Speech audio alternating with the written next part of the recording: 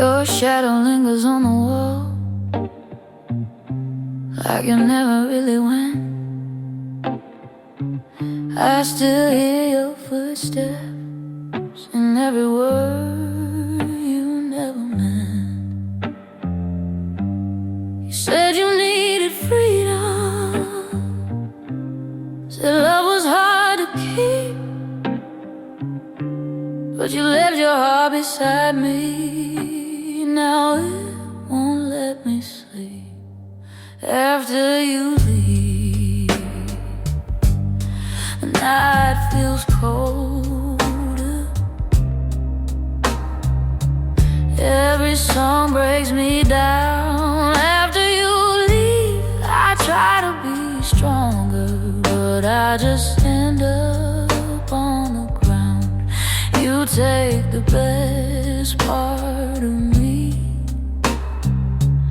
Every time you say goodbye, yeah, loving you is easy. It's living after you that's hard.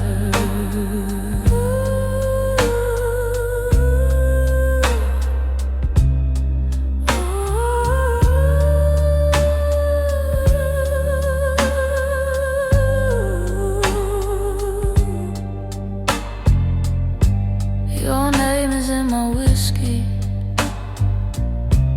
your smile in my pain. I keep dancing with your memory, like it's calling me again. I pretend I'm done crying, I pretend I'm okay, but every road I take still knows your name. After you leave, the lights feel empty, like a stage with no sound. After you leave, I hold myself steady while my world burns down. You kiss me like a promise, then vanish in the dark. Yeah, loving you is easy, it's living after you that's hard. Maybe one day I'll stop waiting, maybe one night I'll feel free, but right now all I know is you're still living in me. After you leave, I break in silence with no one watching me fall. After you leave, I keep the fire, even though you took it all. I gave you more than I should. You took it without a scar. Yeah, loving you is heaven, but living after you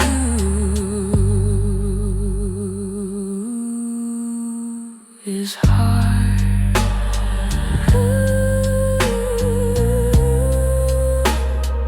After you leave.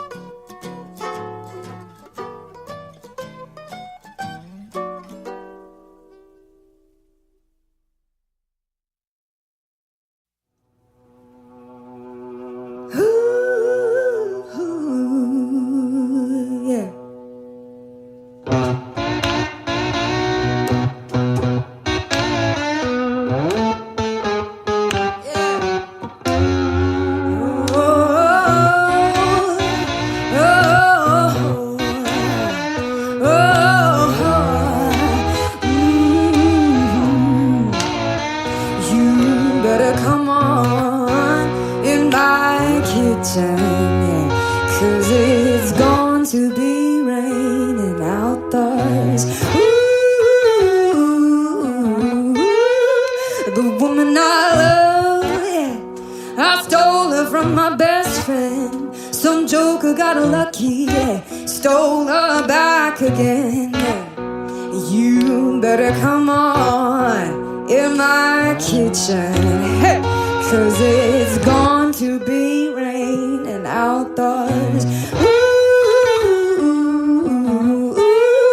the woman I love, yeah, I stole her from my best friend. That joker got lucky, yeah, and stole her back again.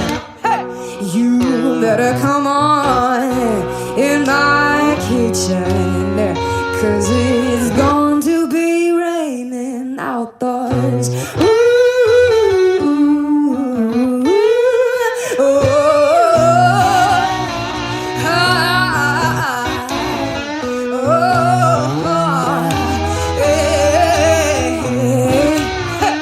you better come on in my kitchen, 'cause it's going to be raining outdoors.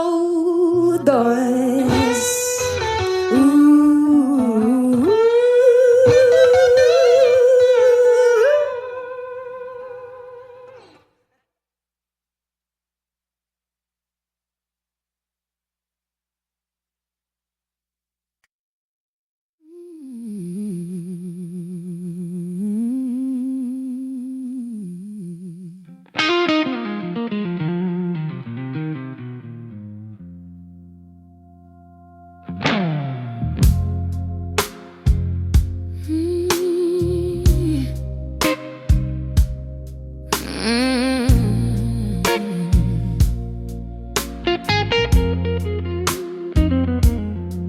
Midnight talking to the ceiling with your name upon my lips.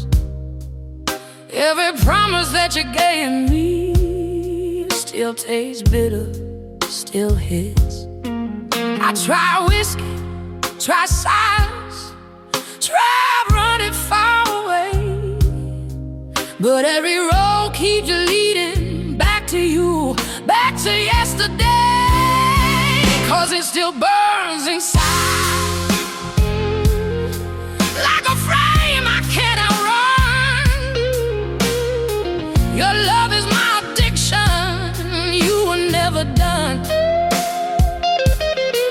I scream your name in shadows, I bleed it through my pride. Yeah, you left me broken, but it still burns inside.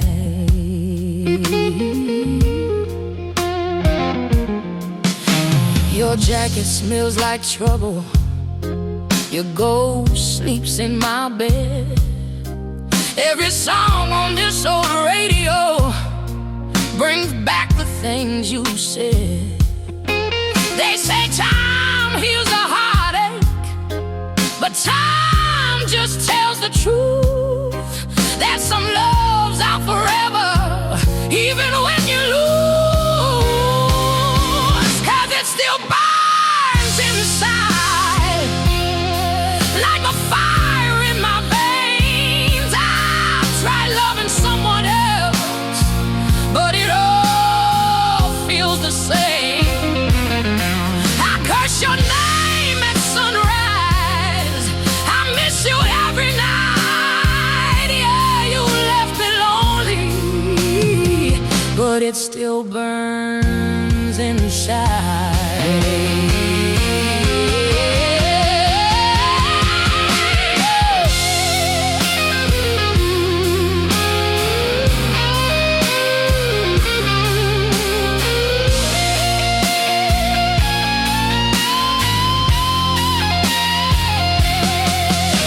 If loving you is weakness, then I'll stay weak and wild. I'd rather feel this heartbreak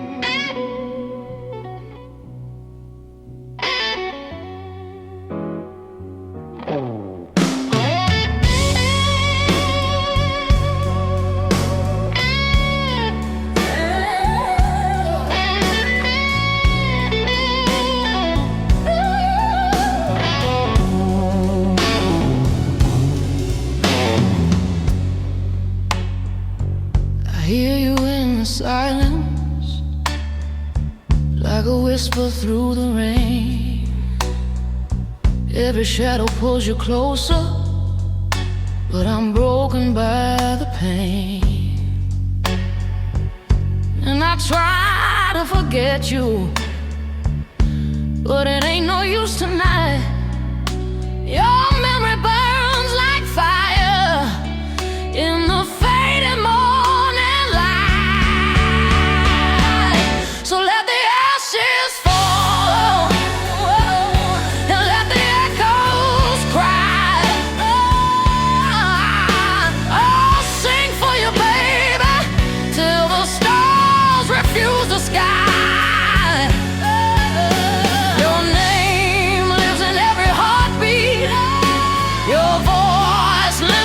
Song. I'm holding on to your shadow, though I know it's been too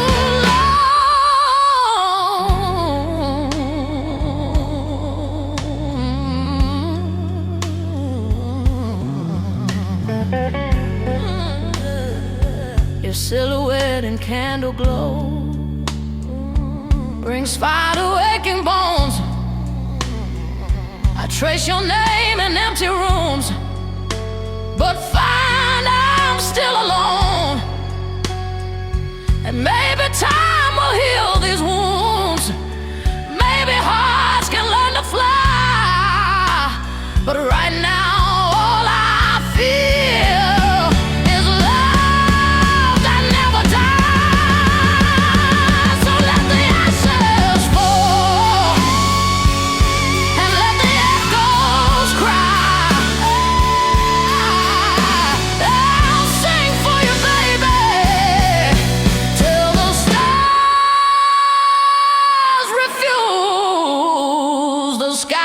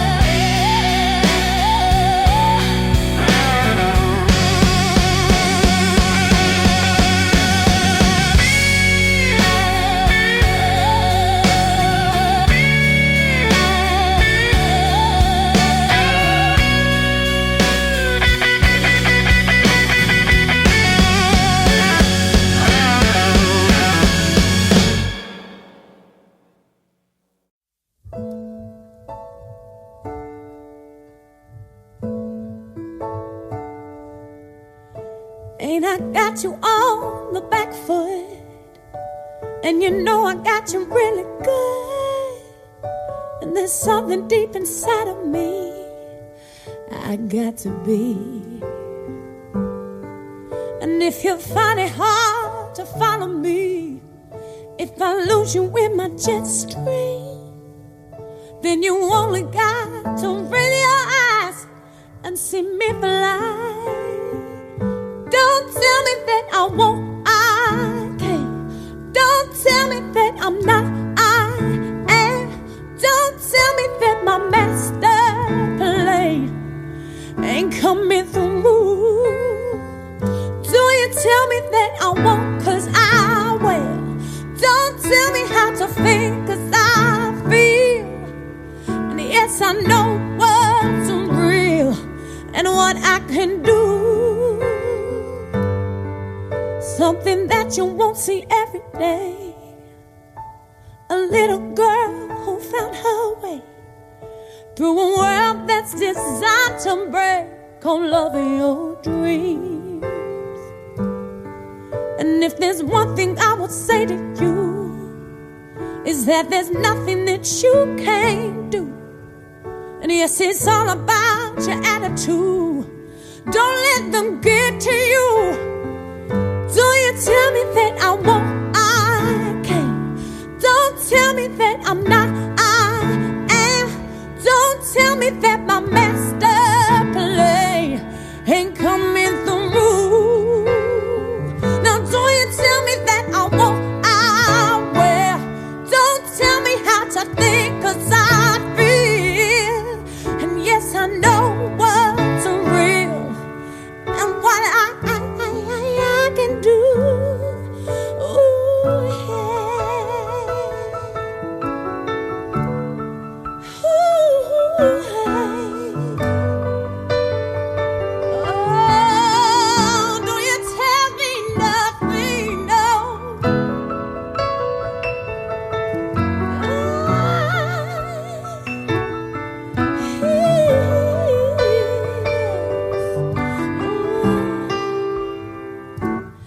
And we're singing in our own voice. We can make that choice to be free. Yes, we're singing in our own voice. We can make that choice to be free now, to be free now. Don't tell me that I won't, 'cause I can. That I'm not, 'cause I am. That my master plan ain't coming on through. It's coming on through. Don't you tell me that I won't, 'cause I will.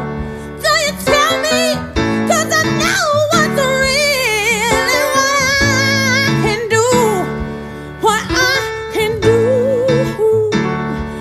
I say, you sing, all right now. L-U-V. I love it. I'm nothing, yes I do. And there's nothing you can do here. Music. Ooh, L-U-V. I love it. I love it, I do. Yeah. So don't you tell me nothing. Ooh, ooh, okay.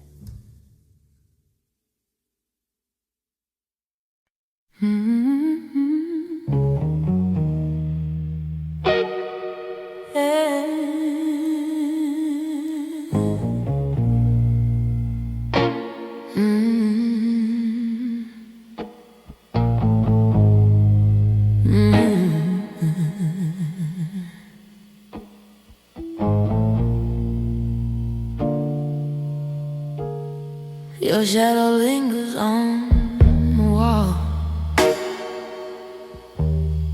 like you never really went. I still hear your footsteps in every word you never meant. You said you needed freedom, said love was hard to keep, but you left your heart beside me. Now it won't let me sleep. After you leave, the night feels colder. Every song breaks me down. After you leave, I try to be stronger, but I just stand up on the ground. You take the best part of me. Every time you say goodbye, your loving you is easy. It's living after you that's hard. Your name is in my whiskey, your smile in my I keep dancing with your memory, like it's calling me again. I pretend I'm done crying, I pretend I'm okay, but every road I take still knows your name. After you leave, the lights feel empty, like a stage with no sound. After you leave, I hold myself steady while my world burns down. You kiss me like a promise, then vanish in the dark. Yeah, loving you is easy. It's living after you that's hard.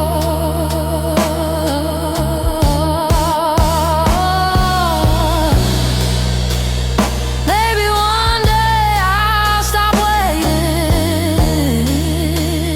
Maybe one night I'll feel free. But right now all I know is you're still living in me. After you leave, I break in silence when no one watching me fall. After you leave, I keep the fire, even though you took it all. I gave you more than I should. You took it without a scar. Your loving you was heaven, but living after you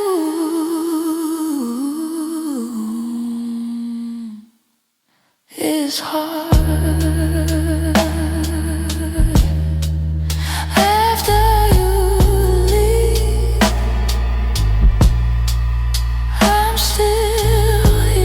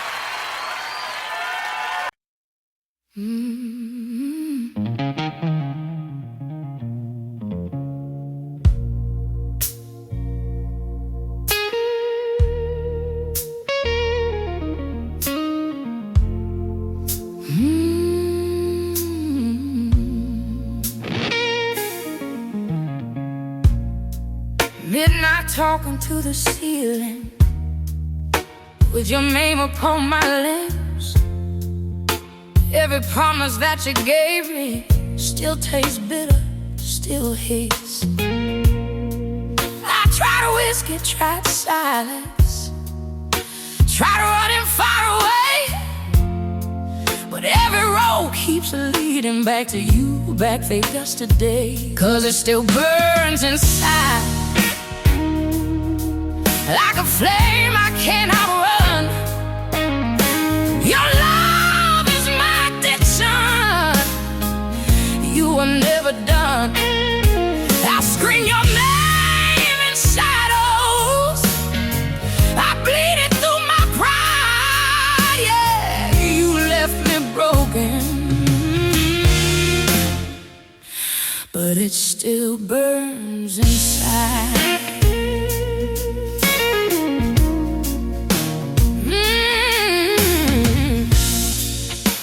Your jacket smells like trouble. Your ghost sleeps in my bed. Every song on this old radio brings back the things you said. They say time heals the heartache, but time just tells the truth that some loves are forever, even when you lose, 'cause it still burns inside like a fire in my veins. I've tried loving someone else, but it all feels the same. I curse your name at sunrise.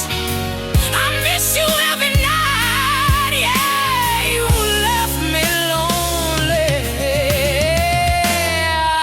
but it still burns inside.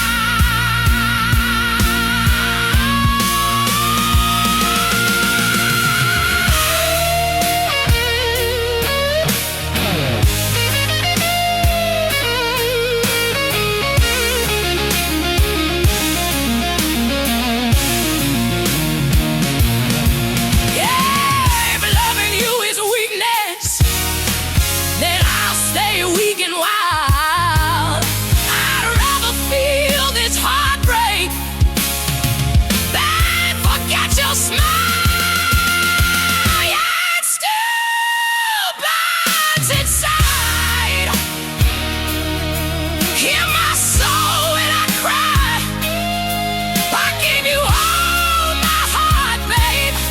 Now I'm just trying to survive. If loving you is sinful, then I'll pay the price. You walked away from heaven, but it still burns inside. Still burns. Still burns.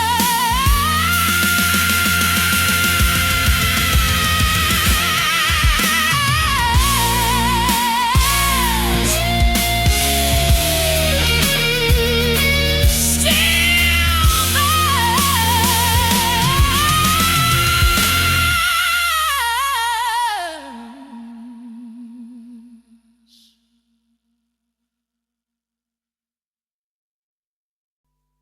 Had dinner with him last The night. grey man. Oh, were you? Basher. Oh, Basher. He's fantastic. What a fine man. A fine musician.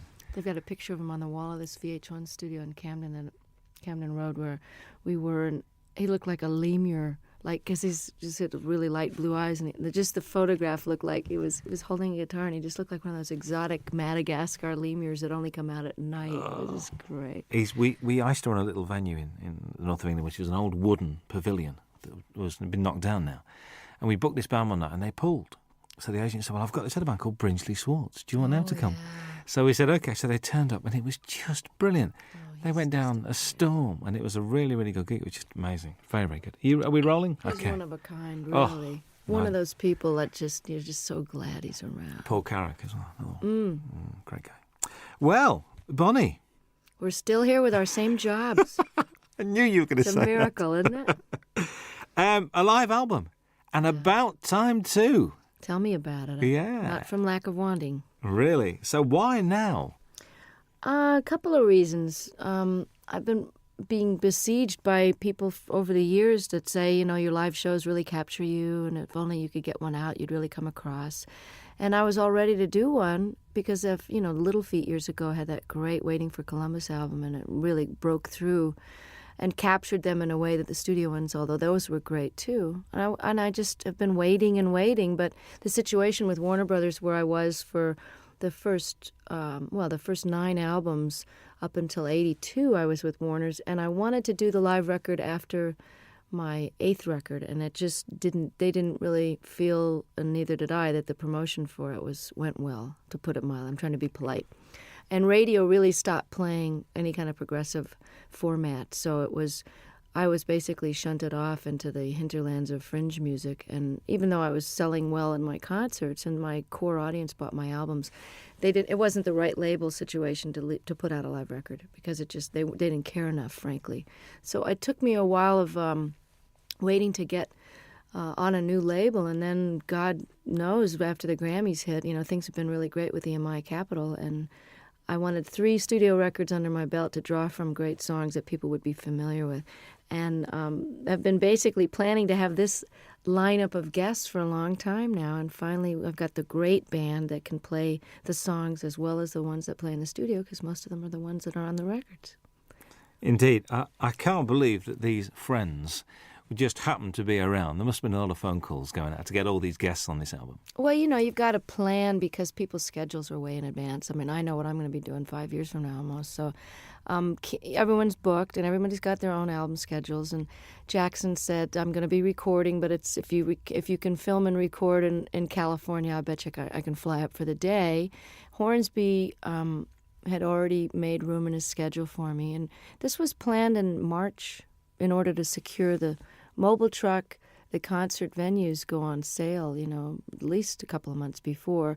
And, of course, the film crew, we had 9 35-millimeter camera, film for 2 days. So, that's almost $1 million type of proposition just for the film alone, to film the 2 nights. And so, yes, it had to be way planned and approved and paid for in advance. But I must admit, the sound of the album is one of the best live recordings I've ever heard. Oh, fantastic. And I'll tell our engineer that, because he worked his you-know-what off trying to make it. Because I'm not a big connoisseur of live albums. I mean, I listen to James Taylor's and Peter Gabriel's, and of course, Little Feats I play a lot, and I have some live Westwood One radio programs that I've listened to and gotten copies of live performances where I've missed someone's tour. But I really wasn't an audiophile enough to know that it turns out, I've found out from doing interviews, that most live albums get listened to once and put on the shelf. So Ed said, he really wanted to go for, making this the best live-sounding record he's ever heard. And he studied a lot of them about how much echo in the room echo to leave in, and how much clapping between songs, and how much talking. Where there was a lot of deliberation that went in.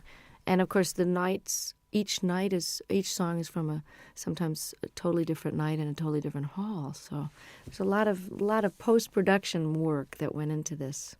And it works so well. A couple of things. Vince Gill has described you as the wildest lady he knows. All right, Vince. What do you think about that? I think he's the guy all of us would love to get wild with, actually. He's the nicest star. Well, actually, Brian and Bruce and Jackson, my special guests, are pretty nice, too, in the unneurotic field. You know what I'm saying? That people that are just folks when you meet them. I don't know if that was your impression, but I know that Vince and I, over the years, I mean, when he was in Pure Prairie League and I was still on Warner's, we ran into each other, and we actually did a duet together when he was first a solo act. We did a song called Let's Do Something Even If It's Wrong. And he and I were both kind of wild. I don't mean that in a biblical sense. I just mean, wild rockers. We didn't get into this line of work because we like to go to bed at 9 o'clock. Well, you don't start till late anyway, do you? It's not late. You know what? I get up early when I'm off the road. I like the daytime hours, because if you're not up partying at night, there's really no reason to be up past midnight unless you just get into one of those great moments when you can write and you're reflective and everybody else is asleep.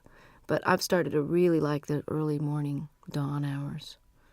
In London, when there's nobody else around, it's very good. I was in New York last year, and we drove out of the city we just drove out for about an hour, at about 6, 7 o'clock on a Sunday morning. Nothing in New York. Very strange feeling. I very, bet it was very bizarre. strange. I bet. Very, very weird.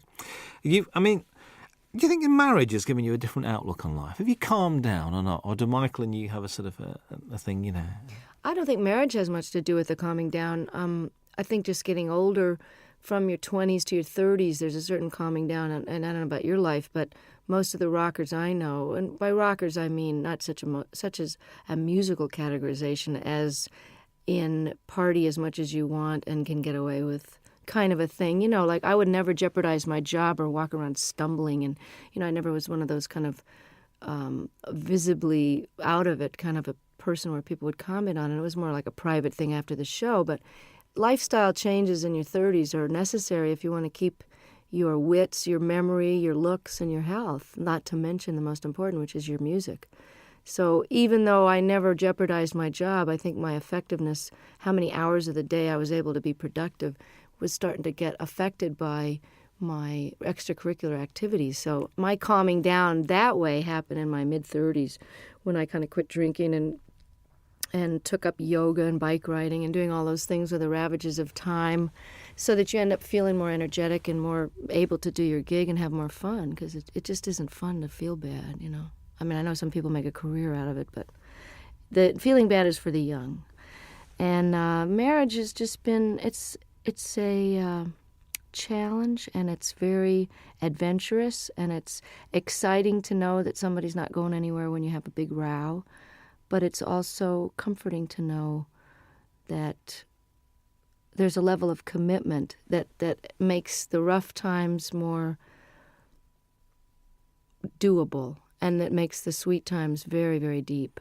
And, you know, the learning about each other and learning about yourself. Stuff comes up in marriage that didn't come up when you're living together with other, you know, I didn't live with Michael until we got married. And you repeat patterns in your parents' marriage, whether you wanted to or not. And I found that to be a very big surprise, because it didn't happen before until you get married. I think you hear those words coming out of your mouth and you go, there she is. There's that mom thing again. Bruce Hornsby appears on 2 very different songs on this album.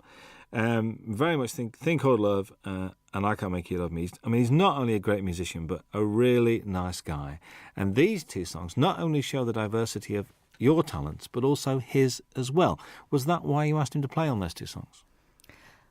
You know, it was one of those things where on the tour we did together last year, we did a 4-month double bill of the Outdoor Sheds when my new album was out. And it's quite obvious that I just think the world of him. I mean, and he made such a difference on I Can't Make You Love Me. And then he invited me to play on and sing on his last record before this current one.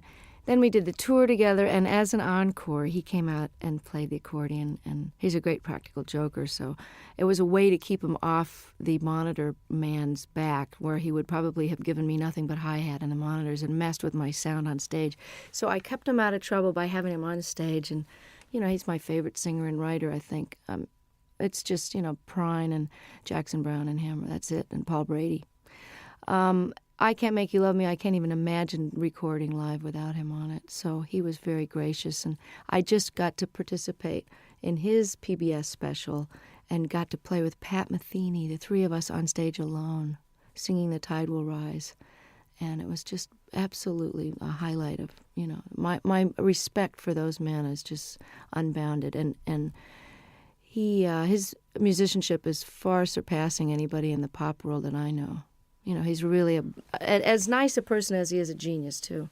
Whenever I bump into him, it's like, you know, and it's like he sits down and he talks to you and he takes time. Mm-hmm. It's never, so I've got to rush now. He's just one of those guys. And I thought his current album was very, very good. I do, too. I mean, he's really a jewel, you know, and such a normal guy, just like Don was. And it's interesting because I've gotten to know Brian the last few days more because we've been hanging out at the Top of the Pops. And he also is totally without any kind of ego attitude. And, you know, he's not neurotic and paranoid or any of those stuck-up things that people get when they get to be a big shot. And I'm so lucky to have these guys as models because they've been famous longer than me. You know, Hornsby came out of the box with big hits, and he's just nonplussed, totally regular guy. that's why you get on so well, because you're the same. You've got the same attitude, and that's why, and it shows. I reckon this record's great to listen to when driving. I mean, I've been driving around listening to this. I think it's brilliant. God, I'm so glad. It's so new that I haven't had reviews yet. So this is it. Give it to a friend. Go and drive around, listen to it, and it's great. A song on it, Shake a Little. New song to you. New song by the guy Michael Ruff, who wrote "Cry on My Shoulder" on Nick of Time, and I listened to so many tapes of things where people have a cover letter that says, "This is so perfect for you. We've had you in mind," and then it's just dreck. So I appreciate the thought, but I don't know whether to throw a bucket of water on them the next time I see them, or just never answer their phone call. And then there's these jewels like Michael Ruff, who's a brilliant artist on his own, and has never gotten the attention he deserves. And I think he's actually got quite a good career in Sweden going on for some reason. But he had 2 great records on Warner Brothers years ago, and the women are all mad for him because he's absolutely gorgeous. But what an unbelievable tune. I'm glad you mentioned it because I love it. I think it made a good single, actually. I was listening to it. I think so, Make too. a good single. Matters of the Heart is haunting. I mean, that's one where I think you mentioned this capturing the audience. You could hear a pin drop in that auditorium. They're all there as one, I think. I mean, and hadn't heard the song before, too. So that was really which is great. like, oh. Yeah. And, I mean, did you feel that was a special performance that night with them? Exactly. That was why we picked that night's performance. I mean, all the great part about recording 6 nights is that we really got the best performance of each one. It was hard to choose sometimes, but there was always one that had that pathos and a unity of, whether it was a spontaneity or just not thinking about it. Everybody forgot about the tape, and the audience, for whatever, it's almost like a great meal or making love. There's just that one evening where it's that you're doing the same thing with your lover that you've always done, but it's just fitting and feeling perfect. And that this track has got a soulfulness to it, a kind of a Ray Charles thing that, Michael McDonald is an incredible writer and singer. So the fact that to wrap myself around one of his songs like this is, you're as good as your material, and like I Can't Make You Love Me, this is one of those classic songs. I think what's nice about this record as well is it's not Bonnie Raitt's greatest hits live, which I'm so pleased about. It's a real, it's almost it's a comment and it's a reflection. Was that purposeful, the way you selected the songs? Yeah, and I'm glad to hear you say that. This is terrific that it's coming across, even in its shortened 1-disc version of the 2-hour concert. I mean, we were actually surprised, Don and I, when we had to narrow this down, that this played as well, and we almost like this order better than the ones with the extra 4 songs on it. I had no intention of doing a greatest hits, because why would somebody want to buy it? Well, I suppose they would want to have all those so-called hits on one record, but why not try letting the songs go out the way they've evolved over the last few years? I mean, Love Me Like a Man, I recorded in 1972, and the guitar solo is never going to be the same twice. And certainly Have a Heart and Love Letter and different songs from Nick of Time, all of these songs have taken on their own character depending on the tour that we play them. Each tour, everything gets a little shifted by the band members, because just to keep it interesting, but also they just grow. Tempos are changed, Have a Heart has a kind of a South African guitar part on it, and that's partly because I've got one of the greatest guitarists as a foil now, George Marinelli, who used to play with Bruce Hornsby. So I wanted to add something different to the older songs and give people, we got 6 new songs, so it's a little bit of everything. I think so. Charles and Ruth, I'm pleased they're on there. I get the impression the way you were together, there's a real mutual respect amongst the 3 of you guys. Oh, total. And, I mean, of all the people that are on a stage at once, everybody has admiration so deep that, I hope it comes through, and I'm glad to hear you say that it can be felt, because Ruth Brown single-handedly was such an influence on Etta James and Aretha Franklin and all the people that I grew up listening to when I was old enough to read about their influences. They were the ones that mentioned Ruth, because I, of course, was only, 1 year old when her first record came out. But she's built Atlantic Records with her singles in the late 40s and 50s, as did Charles Brown, who's no relation, by the way. He's from a totally different part of the country. But he also was seminal in starting the whole West Coast blues sound, the transition between the post-war jazz era, and he took his Texas very funky roots. He also was classically trained, and he melded them into the style of jazz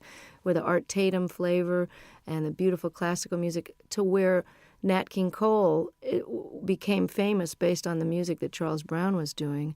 And, of course, Ray Charles is a direct descendant, although he doesn't credit Charles, and has never turned around and really helped him, nor have Chuck Berry and some of the other people that really grew up idolizing him. And I always felt it was strange that the great rhythm and blues artists and the white artists of today, who owe such an incredible debt to these pioneers, would not only not put them on the show, or at least throw some money towards the organization out of which they can get some health insurance, since they didn't get any royalties. Because this is the biggest criminal revelation I found out in the last 6 years, is that nobody before 1970 did get royalty participation. And we've just now gotten to the fourth large company to only now, 6 years after the organization was founded, to agree to pay a 10% royalty starting today, for example, as opposed to 30 or 40 years of lost royalties and 10 years of CD sales with no money coming, no health insurance. You know, every other industry has health insurance and takes care of their own, except ours. So this is a call out to the other artists that are listening and fans to make sure you support the reissues that are paying royalties, and don't buy the bootlegs, and don't sell the records direct. Send the money directly to the artist, believe me, before you rip them off for the third time. Absolutely. That's the Rhythm and Blues Foundation as well we're talking about. Yeah. Good to see blues on this. A fine tribute to Mississippi Fragment Down. And I remember one night in the middle of winter going to Lancaster University, which is like in the middle of nowhere, because a friend of mine rang me up and said, "We've got to go and see this guy playing." I said, "What's it?" He said, "Mississippi Fragment Down." I said, "Okay, we'll go." Went along, there was 8 people there. But the guy putting it on loved him, and it was obvious. The guy running the gig said, "Look, I spent my money on this, and just come and enjoy yourself." Isn't that the greatest? Because Fred, I'm telling you, was the most exuberant blues man. They always say, "Oh, they're so full of pain and grief." I mean, Fred loved to play more than anybody I ever saw, and they're just re-releasing I Do Not Play No Rock and Roll, one of the greatest double albums, and I think it was recorded here in London. I'm not sure if that was the one, or maybe there was just that in concert where he's wearing this Mexican poncho over a bright yellow sharkskin suit with a bolo, string tie, just unbelievable getup, and loved the girls used to just flock around him, these little white American and English girls just bat their eyes at him, and he loved it so much. Just like John Lee Hooker is just rolling around enjoying his success now, Fred was like that, and one of the greatest Delta bluesmen that ever lived. I mean, you say on there, you think these songs get better with age. Do you think your work gets better with age? I sure hope so. I mean, don't you think you're better at your job now? You got more seasoning and humor and perspective and knowledge. I mean, I always think people, as they get older, if they're lucky enough to keep their wits about them and don't get too cranky and discouraged, that people's wisdom and opinion at 70, 80, 90 years old they're like gems, If you're smarter now at 45 than I was at 25, why won't I be even smarter at 65? So I hope that my music is richer and deeper and more accomplished. And I never saw B.B. King or John Reid or Pablo Casals or Segovia get any less with age. They just got more. Absolutely. You're always introduced, which I do like, as Bonnie Raitt and her band, including Hutch and Ricky now. I mean, they're part of the furniture. Hutch, how has he been around? He's a long time. He's has the distinction of being one of the only white guys ever play in the Neville Brothers, although they've had a white guitarist for a while. He is so respected by every type of musician. He played in Central America, lived there for a while. The New Orleans cats think he's just it. He lived in San Francisco, was in a band called Copperhead. He knows Celtic music inside and out and can play jazz, Algerian music. I mean, there's nothing the guy can't play. And if you ask him a question, he can give you every detail of every side musician. So he's like a walking encyclopedia. These are sort of nice guys to have around, I think, to contribute to what you're doing. Oh, I'm so lucky and this is the best benefit of success, is that while Hutch has been with me for over 10 years, at whatever salary level I was at, he was with me during the rough years in the 80s too, rough meaning couldn't pay very much. Ricky, who has been a successful producer living in Australia, doing film scores and, just co-produced the Boz Scaggs album and For those of you, Ricky Fattar from South Africa, he was in a young band called The Flame that was quite famous and was in the Beach Boys for a while. I'm able to afford musicians of the level that I've got now, and that is probably that and raising really great amounts of attention and money for political causes that really need the bucks. Those are the two most incredible aspects of my success that have made the biggest difference, that and good catering, backstage, to actually eat food that hasn't been sitting there for 4 hours. But to be able to play with Ricky and Hutch and have them leave home and come and play with me is just, it's like a dream come true to every night have these guys. And that's why this record was done now. That's why I say in the liner notes, this was the time and you are the reason. Absolutely. Jackson Browne had to be here, really. There aren't many stages that you and him haven't shared over the years. Mostly benefits as well, actually. But, to do Opening Farewell is just a bit special, I think. And, we didn't know what we were going to do. I was going to cut this wonderful reggae tune that he did on his last record called I Hear Your Heart Beating Everywhere. I love that song. And I thought we could have a duet, kind of a, We Be 40 kind of a thing. I don't know. And we tried it in my key, and it just didn't sound as good as his. So I said, well, maybe we should send the band off to the wings and just sit here and play Opening Farewell. And it was just done. He came and never had a chance to rehearse it. He never had sung it in that key, never sung a harmony part. And all of a sudden, we're filming and recording it for the history, and he was really a champ. I can barely look at him because I love him so much, and he's so gorgeous and never changes. But yeah, I said that he had to be on the live record because he knows too much about me, and I'm afraid he's going to talk. He knows where the body's buried. Well, I know where his skeletons are buried too. There's an argument that drink and drugs have added to some of the finest music and literature, and also that all the great artists have got to be a shade crazy. Eccentric, crazy, call it what you will. What do you think about that? Totally agree. It's true that some of the greatest works of literature that are currently recognized and studied by even the religious right as great works of art. Hemingway, all the great works of the 20th century, certainly that whole revolution in the 20s, people were faced.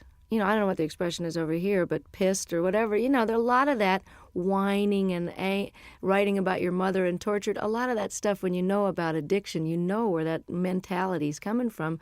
Well, that's what makes great artists torture. And artists torture themselves. And the myth is that you can't be, quote, funky or as deep or as soulful or as funny if you're not sort of loaded or hungover, is blown by the fact that John Hyatt and Stevie Ray Vaughan and some of the greatest artists of our time are still kicking, sober. So, and I'm here to tell you from that song that's on this record, and I don't know if it made this cut. Did Feeling of Falling get? I think that's the one we did leave on. I'm not. Yeah, because I want to let people know that just because you're straight doesn't mean you're not totally miserable and twisted sometimes, and it's out of that angst and misery and longing, which is just part of being alive, which you feel more acutely when you're not anesthetized, that some of the most powerful stuff has come out of my guitar, because it's excruciating to be awake.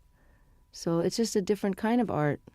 If anybody thinks I'm not miserable, look again, and sometimes it's a lot easier to just toss a few back and forget about it, It's trying to be awake all the time that'll get you some good blues tunes. Most definitely. The old tortured theory goes out the window there.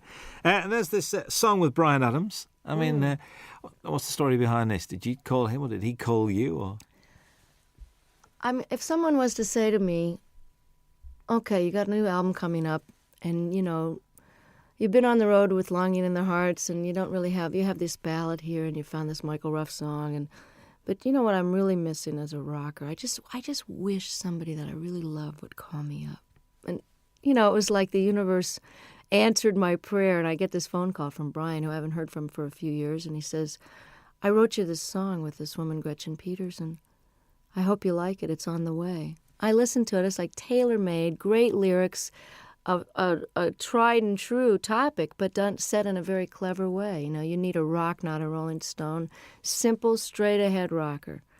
And then on top of it, his album was postponed. So as we got closer to the live recording, I went, oh, you know, it would be really great is if he could sing this with me. And he did. He said, I'm coming. I just can't believe it. It's like for all the blues people that I helped and all the obscure songwriters I've done songs and talked about over the years, you know, to have somebody like him who is really huge over here in Europe where I can't get arrested really. And, you know, for him, he'll be doing for me what I'm doing for Ruth and Charles. So without any compromise and just pure admiration and love and just love the guy's work so much. And I love him. And here I am getting to have this handed to me like Eric and Elton saying, hey, you want to be more known in Europe? We love you. Come on to the Wembley show. You know, that's the payback, is that it all goes around in a big circle, and then I get more well-known, and I can bring Charles Brown over to Europe. So that's the way it works, you know. Well, that'd be very pleasant, actually. Very nice indeed. There's 3 songs that run together. There's Longing in Their Hearts, Love Sneaking Up on You, and Talking Heads, a storming version of that. All right. Were they the same night? Because they just run together. I think they are the same night, actually. But they were pretty slamming all. You know, sometimes we do Come to Me in the Middle, which we didn't have room for on the record. But again, you can get it on import probably. I always thought of doing Burning Down the House since I first got the idea. I've always wanted to cut the song, but I had no idea whether we would do it on this record or whatever. I didn't know if it would make the record. It was just one of those sound check into the last encore of the night. And, you know, by the time you're at the encore point, your fans are so nuts, you know, you can basically play Rachmaninoff's symphonies and get away with it with a reggae beat.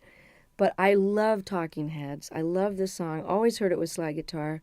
And it's very similar in the clavinet part to Love Sneaking Up on You. So I had them as a segue, like half of Burning Down the House into Love Sneaking Up on You.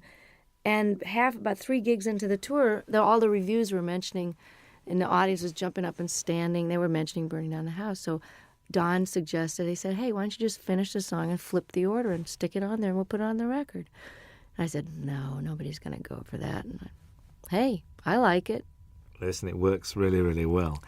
Kim Wilson guests on the album as well. When the Fabulous Thunderbirds are one of the best kept secrets in Europe, like yourself. Well, that's why I plan to change it. I mean, I'm really glad that by doing a record with Delbert on Luck of the Draw, that 5 million people have that album and now know who Delbert McClinton are, as if anybody's been asleep in a closet and doesn't know.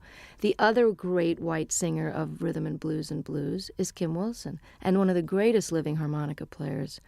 And Kim and I have been talking about doing this song and performing it together for years since they first wrote it on a record tastefully entitled Butt Rockin', which I'd love to hear him explain that to his folks. Oh, son, what's the name of your new album? Well, Mom, we decided to call it, you know. So if I can get Kim more exposure in parts in the, you know, for the moment that I'm in the sun here and just let people know how brilliant this guy is, I'll be able to die happy because he is just incredible. You know what? Listening to this record, I do have a problem because I'm not now going to be able to say to people, you mean you don't know who Bonnie Raitt is?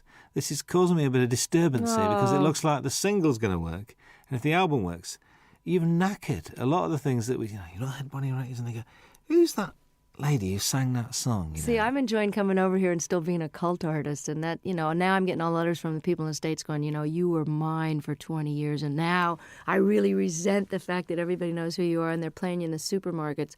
But I wrote the guy back. I said, hey, 20 years in small theaters, can't you cut me some slack? I get to have Ricky Fataar in the band and Hutch.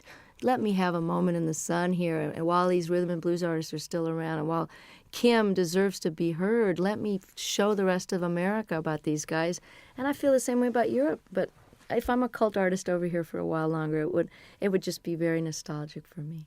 I think so. It was a joy last time to walk into the Palace Theatre in Manchester and see it sold out. Wasn't that exciting? Joy. I'm inching my way to notoriety over here. And, you know, I'm really thrilled that this record, that you think it's great, because I'm so proud of it. I mean, it took me a long time to get these songs together, and I took a lot of care in the mixing of it and the choosing of them. And I think if you're coming into me new, that you'll be able to get a good glimpse of what it was like before and some of the blues stuff. And, you know, I don't think anybody should be determined by their latest single. So, I'm not a singles artist. So if you've never heard of me and you hear the Bryan Adams track and you like it, check out the rest of it, because there's a lot of good people on there that deserve to be heard while they're still able to play. I think so. I think How Anyone Cannot Be Moved by Jackson Browne's version of Stay, I will ever know. And I just sang on his new record. It's just fantastic. Oh, there's a bit of to and froing, because you're on John Hyatt's record as well. Yeah, I know. Well, that's how it works. We all love each other, and, I'm so thrilled that they want me to come and play and sing on their record. There's a great band out of New Orleans called the Subdudes, and I'm on their new record, and that's a fantastic record. Support act on the tour, actually. Oh, it'd be. But That's if you got there early, That's right. They were over here in England. It's true. That's right with you. How's the songwriting going? I mean, we've been progressing. We've had like 3, 4. We're getting there. I'm inching up there in the quantity. But one of the reasons I'm taking a hiatus is because I haven't stopped working either on the Rhythm and Blues Foundation or the different benefits that I've done and organized. My own touring schedule, making up for all these years I didn't tour outside the United States. I haven't had any time to write, so it's time to go live a little bit so I've got something to write about. Because honestly, writing about the catering in my room in the hotel is not going to make it for a topic. And getting any more personal than I did on the last record would be a challenge, because I'm just going to have to figure out and take a break so that it's done from inspiration and not out of obligation. So does this mean that, I know because you're not a winter person, so come sort of spring, are you going to be treading these shores? I'm hoping to have the first break from touring in 25 years after this live record. I was doing this now, and I did a record with my dad, and it's out on Angel Records with a 42-piece orchestra. We did 3 songs together. It was just great fun. And I feel like I've done my bit with Charles and Ruth and Kim and done my major opus here. And it's time to take some time for me, because if you don't fill up and take some time off, there really isn't anything else to say. And I honestly don't think I'm going to be touring this next year unless for some ungodly reason, or perhaps truly godly reason, this record with Bryan and this record takes off in Europe. And then I'll be a brand new artist and come over and show people where it's really at. A brand new artist again? Yeah. Again. Well, I'm an overnight success, Robin, you know that.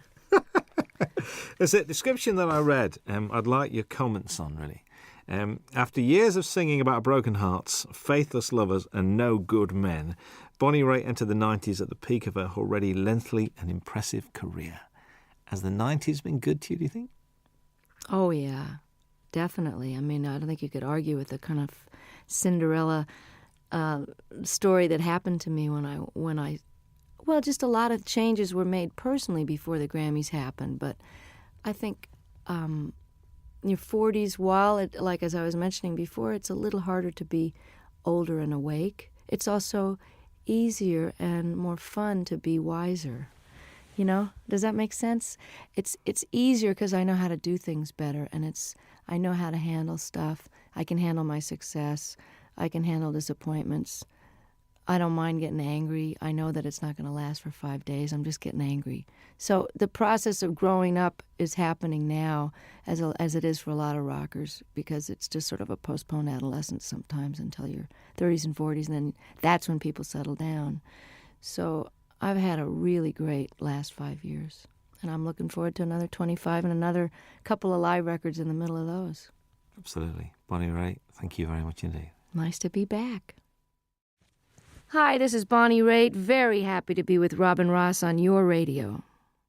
I want to go to Dave, Scotland. If we send him a tape, he'll do a 2-hour special. Wow. He's like a big supporter, isn't he? These guys are just, Thank you, Dave. Thank you for the homeland, for the young girl who's found her way back to your shores any minute now. I'm threatening to show up for Hogmanay again. Again? Oh, well, tell people God. This time, will you? See, I'm the only one that remembered what happened those 3 days. The entire country was out of their minds. But the studio was. I'm coming back with a video camera because nobody in America believed it. They had some sort of sponsorship. They had little bottles of booze on the table, and there was like 65-year-old people just totally clapping and yahooing it up, which is a little glimpse of what like a Crosby, Stills and Nash audience is going to be like in 20 years. Will be a bunch of old geezers singing, just a song before you go. But I'll still be all applauding. And Sheena will be singing Morning Train, and me and Brady will be out there on walkers singing Thing Called Love. Yeah, I found another Brady Buncher. Curtis Stigers is a Brady Buncher. Yes, he is. Curtis Stigers is a Brady Buncher. I found somebody else as well. You know, guess who cut Paradises here? Cher. Heard it from Brady's lips today. I'm not kidding. That'd be great. Let's find it right now. Really? So that must be this new album because she's done the Mark Cohn Walking in Memphis. That's the single. So it'll be on the same album. Well, it's good. I'm glad that she's going to get them some wider attention, you know? Brady's record was great, wasn't it? Mr. Cummings won't know what's hitting. He won't know what to do. I know. He's great. I'll ring him up. I really wanted to do that song too, but Tina had already done it. I think that Cher track's coming out for Christmas as a Christmas single. Paradise is here? Well, that's good. I'm glad. I mean, I don't know who produced her, but I hope it's great. My engineer's producing Anne Murray's new record, which should be great. All right. Yeah, she's terrific. When I call you up. Remember when she did that? She wouldn't do an acoustic, would she? She should have done. She wouldn't do an acoustic for us. She's doing one now. Hello. I'll come in here and do one. Yeah. We had John Hyatt. John Hyatt did 2 songs. Did he? Yeah, John did 2 songs. Finn did 2 songs, did they not? Which is Neil and Tim Finn. They just told me to come and talk. They did Weather With You, and they did Nobody asked me. We'll ask you. Anywhere, anytime. You know Hey, we you like know. it. You could play the national anthem and we'd listen to. You know that. So, I'd play your national anthem. It'd be interesting. Yeah. It'd be good. Be good. good. So you're going to Scotland on this break? You're going to try. I want to. I was threatening to go to Ireland or Scotland over the weekend, but I'd like to come back when the days are longer, because it's too hard to come over here and have it get dark at 4. Yeah. Not if you're unless you. Especially over that. You know what I mean? If your you get nighttime over the hours West can be Coast. more productive, but I want to be able to see stuff. You know. Yeah. You were going to go around Ireland. Last time I spoke to you, you were going to visit I did Ireland. it once a long time ago, and I want to do it again. I may do it over the weekend. Just get down the country and see part of it. Well, I did get a whole week in did you? there. I did get a week in Scotland, a week in Ireland back in 91, right after the Grammys. Randy Newman's on Jules Holland on Tuesday night. You should get him in here. I'd love to. With Warner's, you see, Warner's a bit strange. So my best man when I got married is head of promotion at Warner's, and he won't let me do any interviews. He said, I leave it to the regional people. I said, but we're getting like 50 stations. Great. I know. I mean, Faust is a great record. Lovely man. When's Bonnie Call Raitt on Peter later? Asher and tell him I told him that he should do it. Excuse Tell me? him who you talked to. Tell him all the people you talked to and how many stations We're you going to get. start.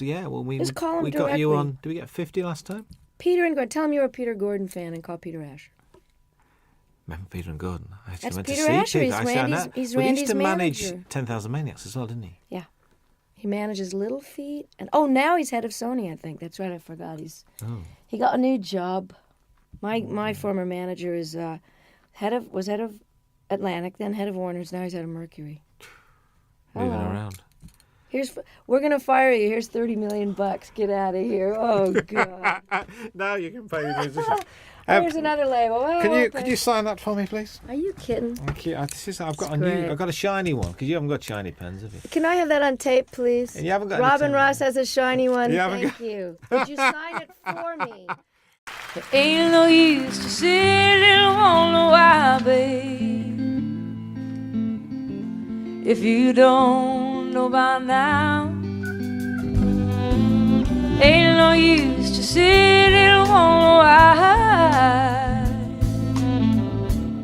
It'll never do somehow.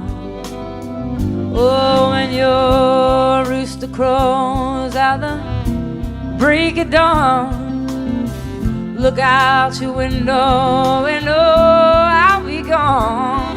Oh, and you're the reason I'm traveling on.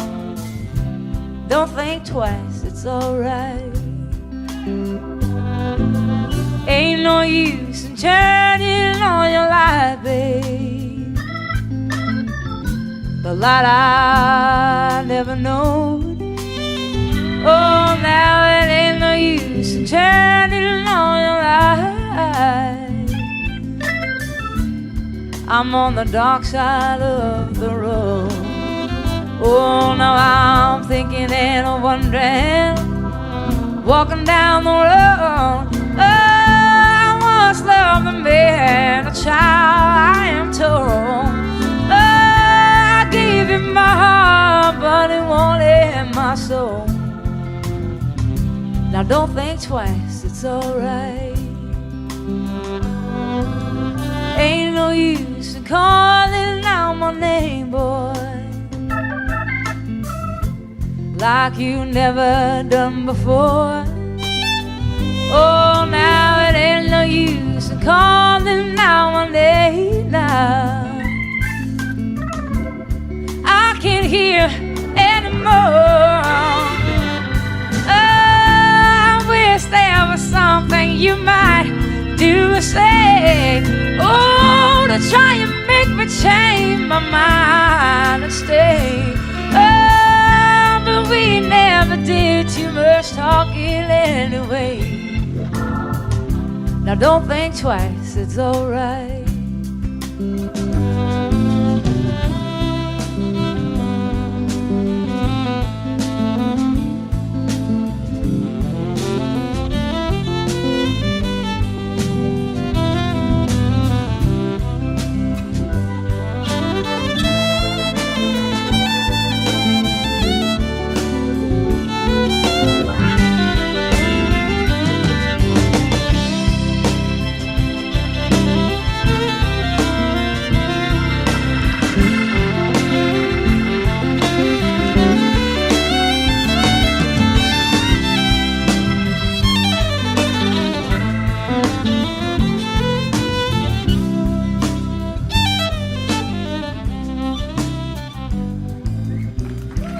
So long, honey, baby. Where I'm bound, I can't tell. Oh, my goodbye's too good a word now. So I'll just say farewell.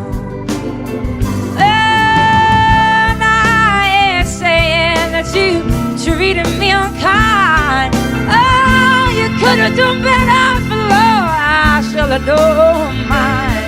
Oh, you just kind of wasted all my precious time.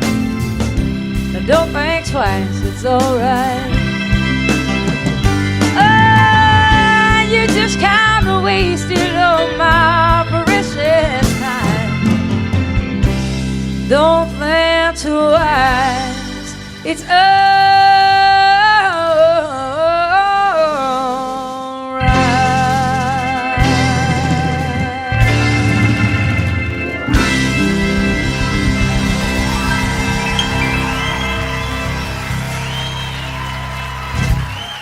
Thank you.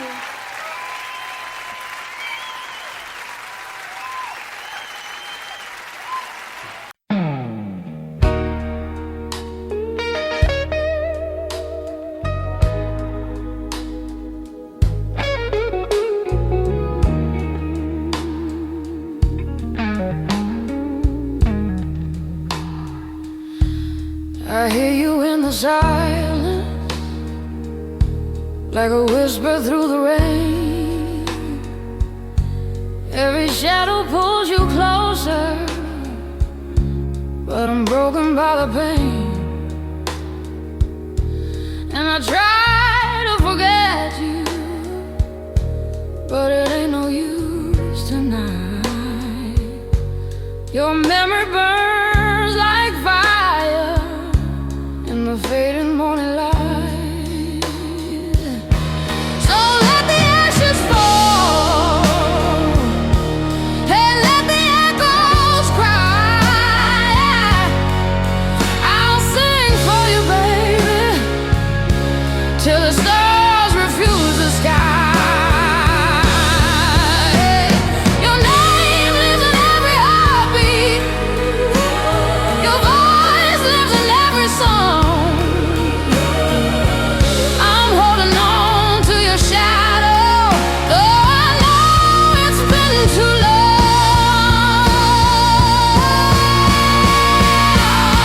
Your silhouette and candle glow brings fire to aching bones.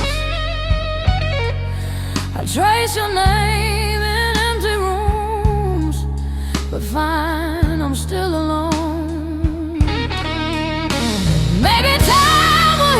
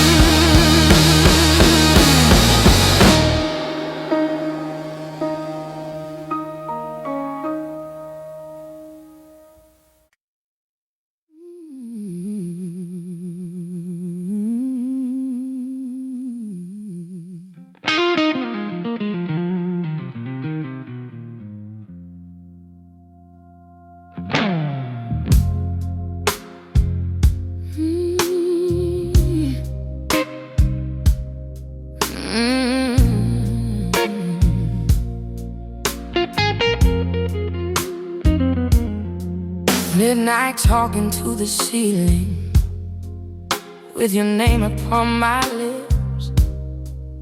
Every promise that you gave me still tastes bitter, still hits. I try whiskey, try silence, try running far away, but every road keeps you leading back to you, back to yesterday. 'Cause it still burns inside, like a flame I can't outrun.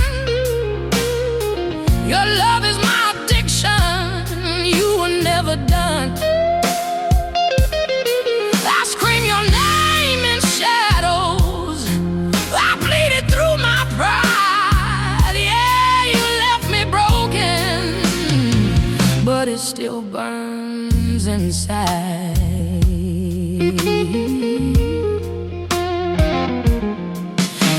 Your jacket smells like trouble, your ghost sleeps in my bed. Every song on this old radio brings back the things you said. They say time heals a heartache, but time just tells the truth, that some love's out forever, even when you lose. 'Cause it still burns inside, like a fire in my veins. I've tried loving someone else, but it all feels the same.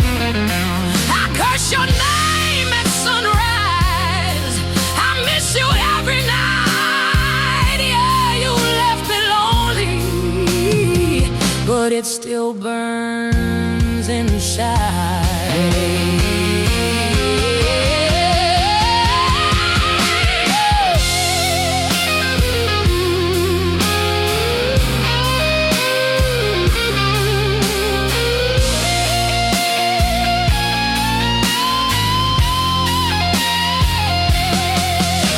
If loving you is weakness, then I'll stay weak and wild. I'd rather feel this heartbreak than forget your smile. Yeah, it still burns inside. Hear my soul when I cry. I gave you all my heart, babe. Now I'm just trying to survive. If loving you is sinful, then I'll pay the price. You walked away from heaven, but it still burns inside. Still burns, still burns.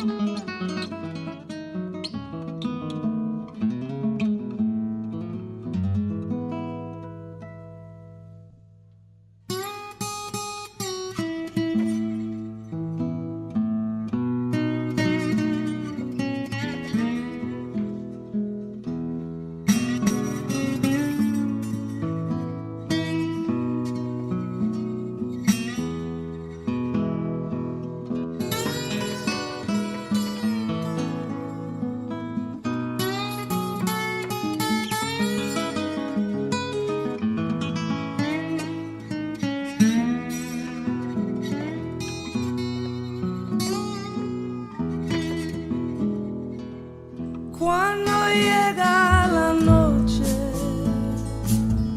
yo recuerdo tu cara, y en las olas del mar siento tu voz, y en la luz de esta luna es tu piel que me roza, y y esta brisa azul trae tu corazón más cerca de mí.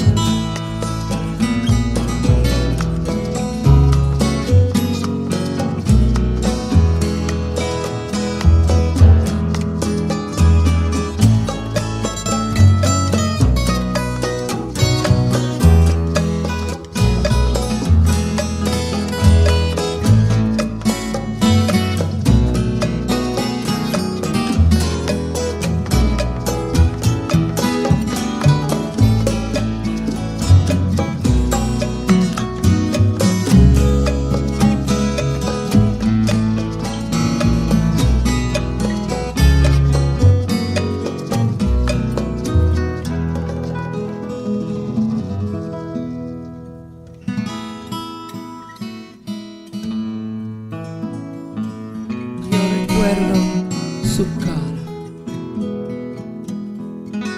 y en las olas del mar yo siento tu voz y la luz de esta luna es tu piel que me rosa y este brisa azul trae tu corazón más cerca de mí. Esta brisa azul trae tu corazón más cerca de mí.